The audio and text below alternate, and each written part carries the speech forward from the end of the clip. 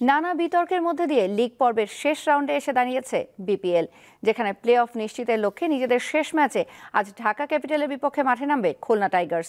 মিরপুরের home of ক্রিকেটে ম্যাচটি শুরু হবে দুপুর 1:30টায়। দিনের দ্বিতীয় ম্যাচে সন্ধ্যা 6:30টায় মুখোমুখি হবে চিটাগং কিংস ও ফরচুন বরিশাল। ফিক্সিং ও পেমেন্ট বিতর্ক যেন এবারে বিপিএলটা মাঠের খেলা থেকেও বেশি উত্তাপ ছড়িয়েছে, যেখানে দুর্বার রাজশাহী খেলোয়াড়দের পাওনা টাকা নিয়ে নাটকের চূড়ান্ত পর্ব দেখিয়েছে। তবে দলটি এখনও টিকে আছে প্লে অফের আশায়।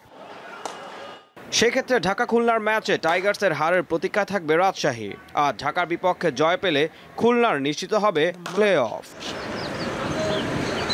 চট্টগ্রামের লক্ষ্য বরিশালের বিপক্ষে শেষ ম্যাচে জয় দিয়ে কোয়ালিফায়ার রাউন্ডে জায়গা করে নেয়া। তবে প্রতিপক্ষ যখন তামিম হৃদয়দের বরিশাল, তখন চিন্তার ভাঁজটাও একটু বেশি থাকবে কিংসের। প্রথম রাউন্ডে ফরচুন বরিশালের কাছে 6 উইকেটে হেরেছে উসমান খান ইমনরা। রংপুরের কাছে 2 ম্যাচেই হার ছাড়া বাকি 9 ম্যাচেই জয় দিয়ে শীর্ষে থেকে কোয়ালিফায়ার রাউন্ড নিশ্চিত করেছে ফরচুনের ছেলেরা। তবে দলটার অন্যতম ব্যাটার হৃদয় এবার যেন অনেকটাই ছন্দহীন। চ্যাম্পিয়ন্স ট্রফিতে জায়গা পাওয়া এ ব্যাটার 11 ম্যাচে 10 ইনিংস ব্যাট করলেও 130.34 স্ট্রাইক রেটে রান করেছেন 189। এছাড়া শান্তকে নিয়েও বেশ ভাবতে হচ্ছে দলটাকে।